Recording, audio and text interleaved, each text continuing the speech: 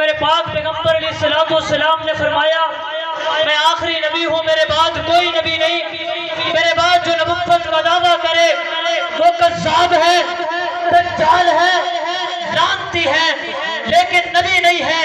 یہ نبوت کے جھوٹے دعوے داروں کا سلسلہ اسود سے مسیلمہ کذاب سے شروع ہوا، چلتے چلتے 1901 میں مرزا غلام قادیانی نے نبوت کا جھوٹا دعویٰ کیا۔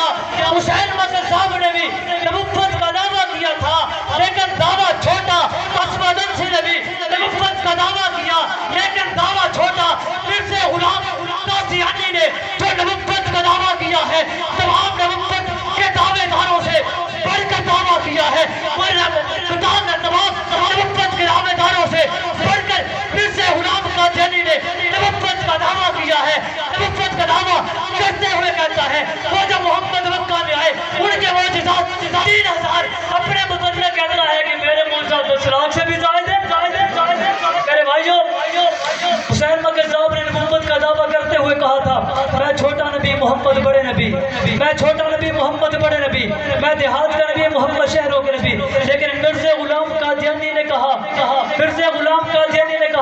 معاذ اللہ استغفر اللہ، میں بے عینی ہی محمد بن کے آ گیا ہوں۔ میرے بھائیوں، اس جملے میں اتنی بدبو ہے، اتنی بدبو ہے، اتنی بدبو ہے، اتنی بدبو ہے، اگر اس جملے کو لکھ کر 7 سمندروں میں ڈال دیا جائے، 7 سمندروں کا پانی کر میرے بھائیوں، اگر مرزا غلام قادیانی بے عینی محمد بن کے آ گیا تو معاذ اللہ فاطمہ کا کیا لگا؟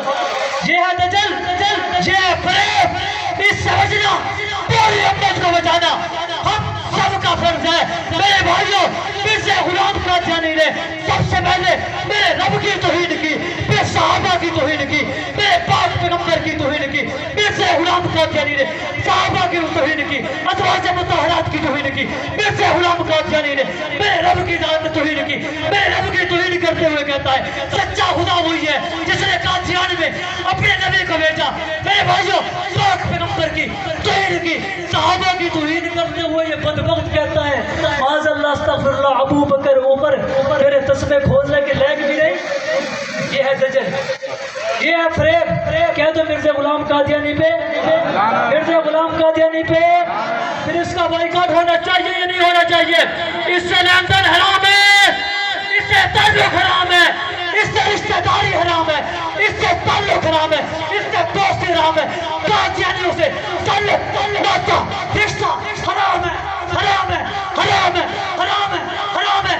قادیانیوں کی زمین حرام ہے، قادیانیوں سے تعلق حرام ہے، قادیانیوں کی زمین کاشت کرنا حرام ہے، قادیانیوں کی زمین کاشت کرنا حرام ہے، ان کو نفع دینا حرام ہے، حرام ہے، حرام ہے۔